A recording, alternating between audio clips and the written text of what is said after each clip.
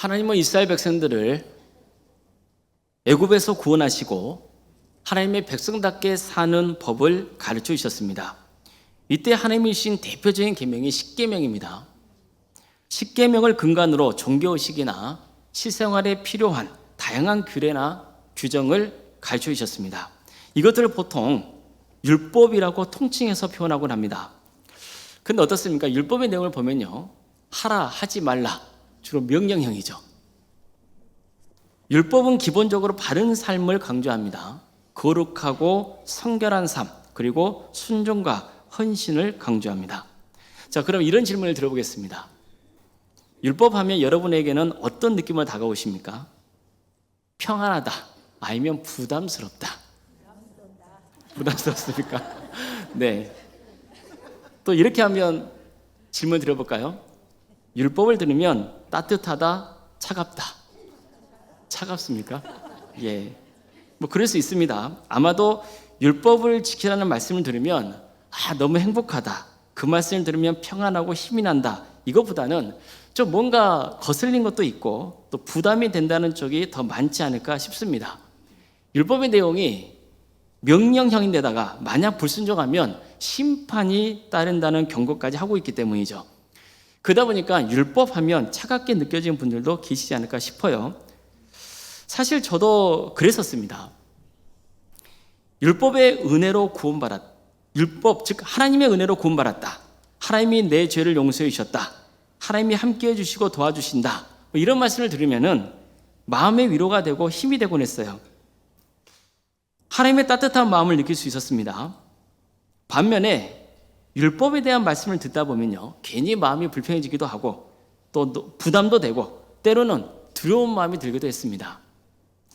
하지만 하나님께서 왜 율법을 주셨는지를 알게 되면요, 율법에도 하나님의 따뜻한 사랑이 녹아있다는 것을 알 수 있습니다. 그러니까 하나님께서 부담을 주려고 명하신 게 아니고 정말 나를 평안의 길로 인도하시고 따뜻한 사랑을 잊고 서로 행복하게 잘 지내기를 바라는 마음에서 주신 말씀이라는 것을 알 수 있어요. 다시 말해서 하나님의 율법은요, 원래 차갑고 부담스러운 명령이 아니라 하나님의 보호와 사랑이 담긴 은혜의 말씀입니다. 민수기에도 이런 하나님의 마음을 알 수 있는 내용들이 곳곳에 등장합니다. 신명기도 마찬가지입니다. 오늘 우리가 함께 읽은 본문도 그래요. 오늘 본문을 보면 몇 가지 규정이 나옵니다. 지금부터 어떤 내용인지 살펴보겠습니다. 먼저 이웃과의 관계예요. 내 형제의 소나 양이 길을 잃은 것을 보거든 못 본 채 하지 말고 반드시 끌어다가 그 이웃에게 돌려주라고 했어요. 자, 우선 여기서 주의해서 봐야 할 말씀이 뭐냐면은 못 본 채 하지 말라는 거예요. 뭐 하지 말라고요? 못 본 채 하지 말라는 거예요. 이스라엘 사회에서 양이나 소는요, 아주 중요한 재산 목록이었습니다. 이 때문에 가축을 잃어버린 가정은 큰 손해를 봐야 했어요. 그러니 가축을 잃어버리면 얼마나 속이 타들어가겠어요. 따라서 못 봤다면 어쩔 수 없지만 길 잃은 가축을 보았다면 도와주라는 거예요. 만약 가축을 잃은 주인이 멀리 있거나 누군지 모른다면 일단 집에 데려와서 잘 돌봐주라고 했습니다. 그러다가 주인이 나타나면 돌려주라는 거예요. 만약 가축이 길에 쓰러져 있는 것을 보거든 못 본 채 하지 말고 함께 가축을 일으켜 주라고도 했습니다. 그런데 이 규정은요, 출애굽기 23장 4절 이하의 말씀과도 연결이 됩니다. 내가 만일 내 원수의 길 잃은 소나 나귀를 보거든 반드시 그 사람에게 돌릴지며 내가 만일 너를 미워하는 자의 나귀가 짐을 싣고 엎드러짐을 보거든 그것을 버려두지 말고 그것을 도와 내 짐을 부릴지니라. 자, 무슨 말씀인가요? 너와 잘 지내는 사람만 아니라 설령 원수의 것이라도 도와주라는 거예요. 돕는다는 것은 당연히 헌신이 따릅니다. 오늘 본문에서 본다면 주인이 누군지 모를 경우 자기 집으로 데려와서 대신 키워줘야 합니다. 마음을 쏟아야 되죠. 그리고 물질로도 섬겨야 돼요. 이러한 율법의 정신을 누구보다도 강조하신 분이 예수님이세요. 한 율법교사가 예수님을 시험하려고 내가 뭘 하면 영생을 얻게 되냐고 물어요. 그러니까 예수님께서 율법에 뭐라고 기록되었더냐라고 반문하세요. 율법교사는 내 마음을 다하며 목숨을 다하고 뜻을 다하여 내 하나님을 사랑하라. 그리고 주 너의 하나님을 사랑하고 내 이웃을 내 자신같이 사랑하라 했나이다. 이렇게 말해요. 이처럼 율법교사는요, 율법의 근본 정신을 정확히 알고 있었습니다. 예수님도 내 대답이 옳다. 그대로 행하면 살 것이다. 말씀하세요. 근데 율법교사는요, 자기를 옳게 보이려고 그럼 내 이웃이 누구냐고 물어요. 그랬을 때에 예수님께서 그 유명한 선한 사마리아인의 비유를 드신 거죠. 한 사람이 강도를 만났어요. 강도들이 그의 옷을 벗기고 때려서 거의 죽게 된 채로 방치되고 그냥 떠났어요. 그때 마침 한 제사장이 지나가다가 강도 만난 자가 쓰러져 있는 것을 목격했어요. 그런데 그냥 지나쳤어요. 이어서 레위인도 그를 봤는데 못 본 척하고 지나쳤어요. 그러다가 마침 어떤 사마리아인이 길을 가다가 강도 만난 사람을 만난 거예요. 그걸 본 거예요. 그는 측은한 마음이 들어서 그냥 지나치지 못했어요. 그에게 다가가서 응급조치를 취해줘요. 자기 짐승에 태워서 여관까지 데려와요. 그리고 잘 돌봐줍니다. 다음 날 여관 주인에게 가서 돈을 쥐어주면서 이 사람을 잘 돌봐주고 혹시 비용이 더 들면 내가 와서 계산해 주겠다. 이렇게 말해요. 자, 예수님은 이 이야기를 들려주면서요, 율법교사에게 제사장, 레위인, 그리고 사마리아인, 이 중에서 누가 강도 만난 사람의 이웃이라 생각하느냐 이렇게 물으세요. 율법교사가 뭐라 대답했을까요? 자비를 베푼 사람입니다 라고 대답해요. 그러자 예수님은 가서 너도 이와 같이 하라고 말씀하시죠. 자, 이 이야기에 등장하는 율법교사와 레위인은요, 강도 만난 사람과 같은 출신이 유대인들입니다. 게다가 그들은 율법을 잘 아는 종교주의자들이에요. 하지만 강도를 만난 동포를 보고도 그냥 지나치죠. 반면에 사마리아인은 달랐어요. 그는 못 본 채 하지 않고 성실껏 도와줍니다. 다친 사람을 위해서 시간과 재물을 헌신했어요. 예수님께서 율법교사에게 누가 강도 만난 자의 이웃이냐고 물었을 때 그는 사마리아인이라고 하지 못해요. 뭐라 그러죠? 자비를 베푼 사람입니다 라고 대답을 해요. 왜 그럴까요? 그 이유가 있어요. 당시 율법교사 같은 유대인들은요, 사마리아인들을 멸시하고 원수로 여겼기 때문이에요. 근데 보세요. 정작 같은 동포는 도와주지 않았어요. 그런데 그들이 원수로 여기는 사마리아인은 유대인을 도와줬어요. 그래서 자비를 베푸는 자입니다. 이렇게밖에는 율법교사는 말할 수 없었던 거예요. 부끄러웠던 거죠. 양심에 찔렸던 거예요. 그럼 정작 누가 율법을 지킨 거죠? 그렇게 율법을 연구하고 잘한다고 여겼던 유대인 출신 종교주의자들이 아니었어요. 그들이 비난하고 멸시했던 사마리아인이었습니다. 예수님은 이 이야기를 통해서 당시의 유대인들이 얼마나 하나님 뜻대로 살지 않고 있는지를 고발하셨던 겁니다. 본문에서는 이웃과의 관계에서 꼭 해야 할 일을 한 가지 더 전하고 있어요.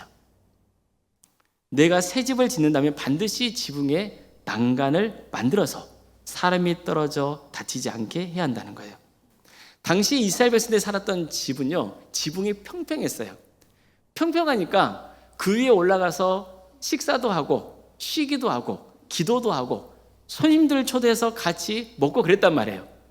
그러니까 자주 지붕 위에 올라가게 되잖아요. 그런 과정에서 난간이 없으면 어떻게 되겠어요? 사람이 떨어져서 다칠 수도 있고 죽을 수도 있잖아요. 그래서 집주인은 반드시 난간을 만들어야 한다고 명했던 거예요. 난간을 만들어 놓지 않으면 어떤 일이 벌어진다고요? 사람이 다칠 수 있어요.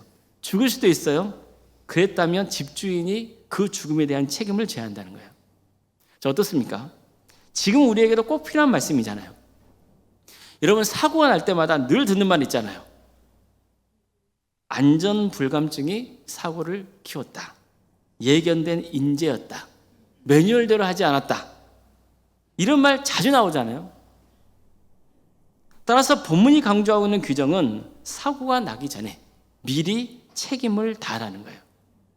내 작은 배려와 관심이 이웃의 생명을 지킬 수 있다는 마음으로 섬기라는 거죠. 저도 교회에서 성도님들이 섬길 때 다소 위험한 일을 할 때는요, 늘 안전장치를 잘 하고 섬겨달라고 요청을 드리는 편이에요. 또 교회에서 위험한 부분이 있다는 소식이 들리면 어쨌든 그 일을 최우선적으로 해결하려고 합니다. 여러분, 이웃을 사랑하는 방법은요, 추상적인 게 아니에요. 구체적인 삶의 자리에서 이웃이 안 다치도록 배려하고 신경을 쓰는 거예요. 이게 이웃을 사랑하는 율법의 기본 정신이에요. 어떻습니까? 우리가 받아들이기 어려운 내용입니까? 그렇지 않죠. 사실은 당연한 거예요. 그래서 여기까지는 쉽게 공감이 되실 거예요. 불신자들도 이 정도는 이해할 겁니다. 그런데 본문에는요, 다소 이해하기 어려운 규정도 몇 가지 나와요. 그중 하나가 뭐냐면요, 남자는 여자 옷을 입지 말래요. 여자는 남자 옷을 입지 말라는 거예요. 그것은 하나님 보시기에 가증한 일이라는 거예요. 여러분, 가증하다는 것은 그냥 싫다는 뜻이 아니에요. 우상을 숭배하거나 하는 뜻의 그릇된 길을 가거나 정말 하나님을 모욕하는 그런 심각한 죄를 지었을 때 쓰는 표현이에요. 그런데 오늘 이 표현을 사용하고 있는 거예요. 자, 그럼 왜 남자는 여자 옷을 입으면 안 됩니까? 왜 여자는 남자 옷을 입으면 안 될까요? 우리가 우선 꼭 기억해야 할 게 있어요. 하나님께서 이렇게 명하신 이유와 배경을 알아야 된다는 거예요. 왜 하나님께서 이렇게 명하셨는지 그분의 의도를 알아야 돼요. 예를 들어 상관의 지시를 받아서 일하는 사람이 있다고 쳐요.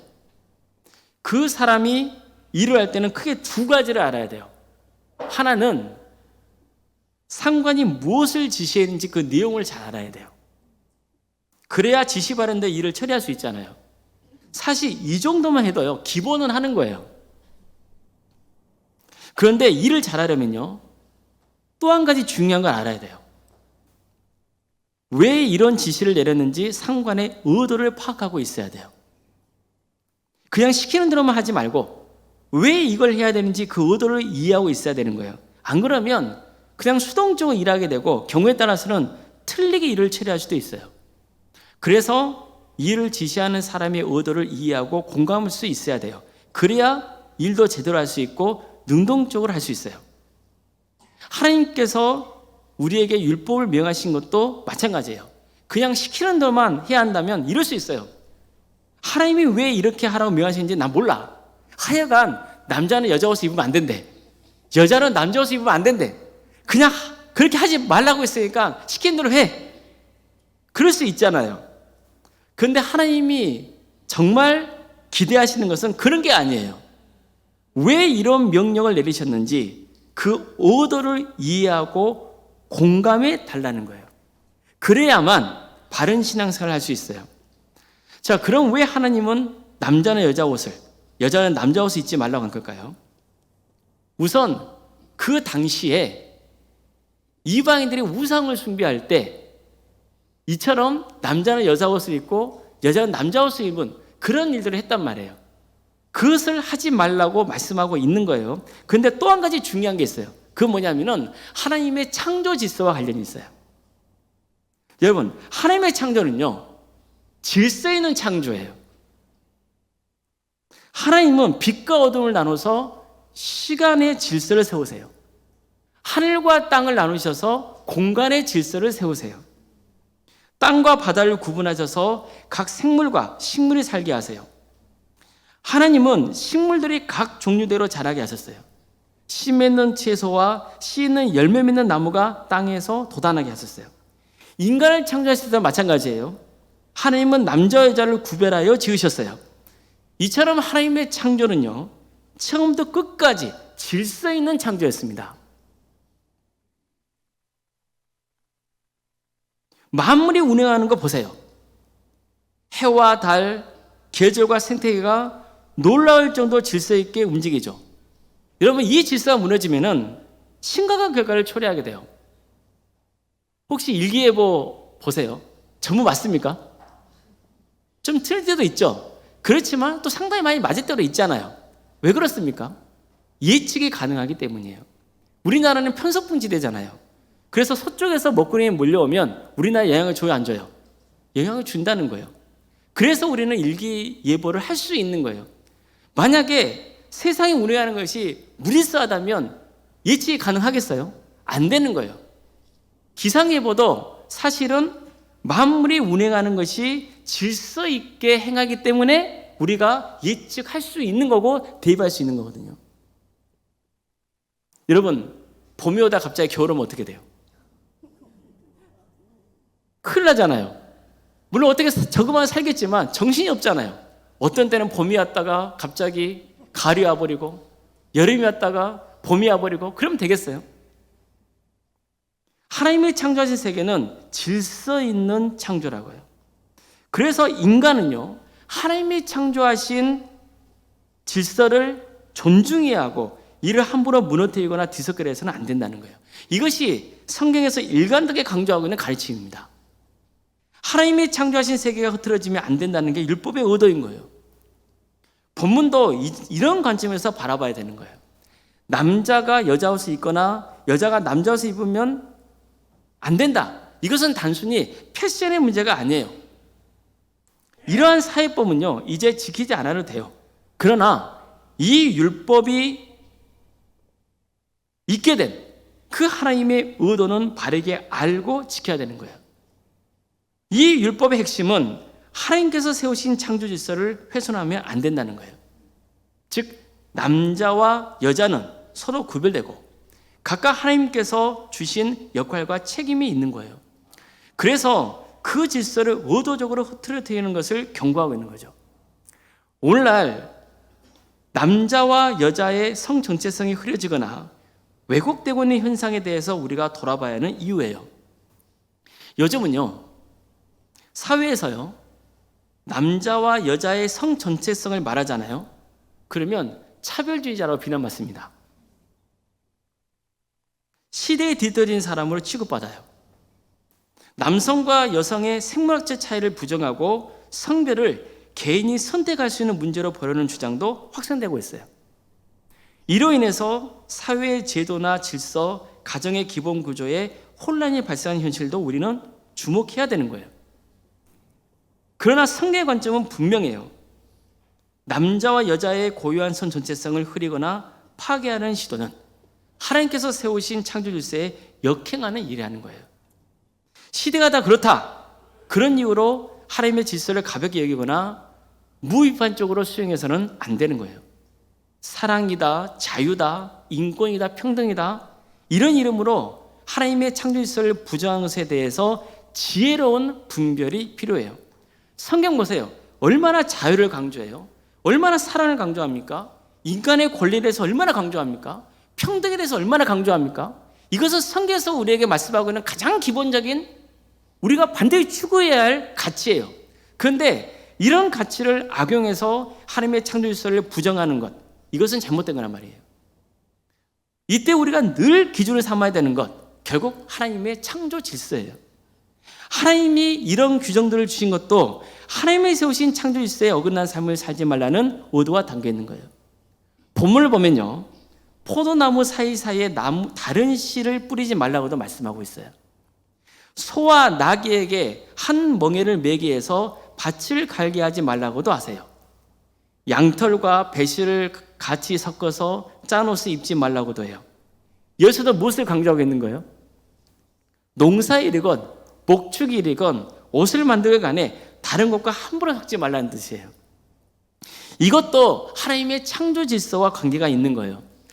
우리의 삶이 세속적인 것과 함부로 어떻게 해요? 섞여서는 안 된다는 거예요. 악한 문화와 함부로 섞여서 살지 말라는 거예요. 그래서 하나님께서 우리에게 늘 강조하신 게 뭐예요? 거룩하라는 거예요. 세상과 구별된 삶을 살라는 거예요. 본문에는요, 이런 규례도 등장해요. 길을 가다가 어미새가 새끼나 알을 품고 있는 것을 봤다면 전부 취하지 말고 어미새는 살려두라는 거예요. 그러면 내가 복을 누리고 장수할 수 있을 것이라고 말씀하고 있는 거예요. 자, 이것도 무슨 뜻입니까? 제가 어렸을 때 제 아버지가 가끔 낚시를 갔어요. 그러면 저희 아버지가 낚시를 딱 해서 물고기를 잡잖아요. 그럼 조그만 것은 그냥 풀어줘 버려요. 저는 이해가 안 돼요. 아깝잖아요. 오랜 시간 기다려서 잡았는데 왜 풀어주지? 물어보면 그러시더라고요. 이걸 풀어줘야 얘가 커서 또 새끼 낳지 그러더라고요. 알을 낳지. 알을 낳아야 또 우리 물고기 많이 먹을 수 있어 그러더라고요. 이런 의미예요. 여러분, 하나님의 창조 질서는 뭐예요? 생육하고 번성하는 거예요. 하나님은 동물을 창조하실 때나 인간을 창조하실 때도 생육하고 번성하여 땅에 충만하셨잖아요. 이게 하나님이 피조물에게 보이신 축복이에요. 그런데 이런 축복을 계속해서 누리려면 무엇을 하면 안 돼요? 탐욕을 부리면 안 된다고요. 당장 눈앞의 이익을 위해서 모든 걸 취하는 것은 어리석은 짓이에요. 어미새가 알과 새끼를 같이 품고 있는 것을 봤어요. 잘 됐다. 이거 오늘 저녁에 먹어야지. 그래서 싹 잡아다가 먹으면 어떻게 되냐는 거예요. 어미새는 살려두라는 거예요. 그래야 어미새가 알을 낳고 또 생산하지 않게 되냐는 거예요. 이것을 오늘 규례가 말씀하고 있는 거죠. 결국 너희들이 자연을 함부로 훼손한다면 그 손해가 고스란히 너희에게로 돌아간다는 거예요. 이것을 말씀하고 있는 거죠. 즉 생육하고 번성하라는 하나님의 축복을 누리지 못하게 되는 거예요. 지금 우리에게도 꼭 필요한 말씀 아니에요? 인간의 그릇된 탐욕이 얼마나 하나님의 창조 세계를 파괴하고 스스로 위기를 자초하고 있는지 몰라요. 그러니 탐욕을 일삼지 말고 절제할 줄 아는 삶을 살라는 거예요. 그래야만 우리가 이 땅에서 축복을 누리며 살 수 있기 때문입니다. 어떻습니까? 이처럼 하나님이 왜 이런 율법을 행하라고 명하셨는지 그 의도만 알면 율법이 전혀 부담으로 다가오거나 차갑게 느낄 수 없어요. 오히려 하나님이 이런 율법을 주신 게 얼마나 다행스럽고 감사한지 몰라요. 하나님은 우리가요 억지로 율법에 순종하는 것을 바라지 않으세요. 하나님의 뜻을 바로 알고 자원하는 마음으로 율법에 순종하기를 바라시는 거예요. 지키고 싶지 않은데 억지로 지키는 사람이 있어요. 그런데 또 어떤 사람이 있냐면 하나님의 의도를 잘 알고 자원하는 마음을 지키는 사람이 있어요. 겉으로 보면 똑같다니까요. 예를 들면 이런 거예요. 주일 성수하라, 안식일을 그렇게 지켜야 하는 하나님의 계명이 있잖아요. 하나님께서 지키라 하셨으니 억지로 지키는 사람이 있고, 어떤 사람은 그 하나님의 뜻이 내 신앙을 지키게 하고 은혜를 베풀어 주시려 하고 나를 바른 삶을 이끌기 위해서 주신 계명이라고 받아들인 사람. 어떻게 해요? 예배드리는 마음의 자세와 태도가 다르단 말이에요. 겉으로 보면 똑같이 앉아서 예배 드린다니까요. 그런데 우리의 태도가 다르고 이 주일 성수를 통해서 우리의 세상을 살아가는 능력치가 달라지는 거예요. 제가 늘 말씀을 전하면서 가는 어려움이 있어요. 부담이라고 표현해도 될 것 같아요. 율법을 토대로 바른 삶을 사는 것에 대해서 말씀을 전하다 보면요, 저도 모르게 이런 생각이 들 때가 있어요. 한 주간 우리 성도님들이 정말 세상에서 여러 가지 어려운 버거운 짐을 지고 이제 주일이 돼서 교회에 나왔더니 목사라는 사람이 바르게 살아라, 똑바로 안 살면 하나님의 심판이 임한다, 그런 말씀을 전하면 그 말씀을 들은 성도님들이 얼마나 부담이 될까? 그런 마음이 들어서 불편한 거예요. 버거운 짐을 지고 예배당에 나왔는데 또 다른 짐을 더 지어준 것은 아닌가 싶었어요. 그렇다고 해서 율법 전하는 일을 멈출 수도 없어요. 일단 하나님이 주신 말씀이기 때문에 전해야 돼요. 어떤 목사님들이 그러시더라고요. 교회가 부흥하려면 율법 전하면 안 된대요. 그냥 하나님의 축복만 전하면 된대요. 그러면 돼요, 안 돼요? 그럼 안 되는 거예요. 왜요? 하나님의 율법을 잘 지킬 때에 사실은 하나님의 축복이 임하는 거거든요.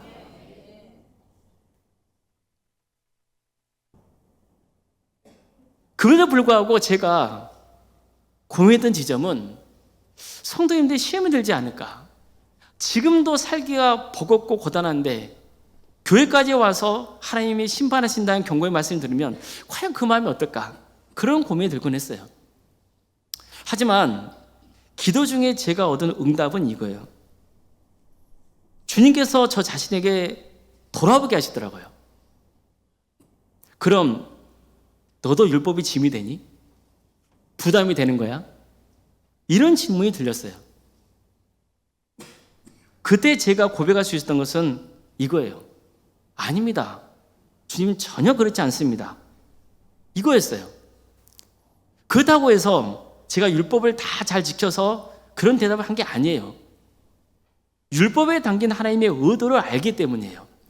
율법 안에 얼마나 하나님의 따뜻한 마음이 녹았는지를 잘 알고 있기 때문이에요. 무엇보다도 율법이 얼마나 제게 긍정적인 영향을 끼쳤는지를 잘 알고 있기 때문에 부담이 안 된다고 고백할 수 있었던 거예요. 율법은요, 제가 죄인이라는 사실을 일깨워줬어요.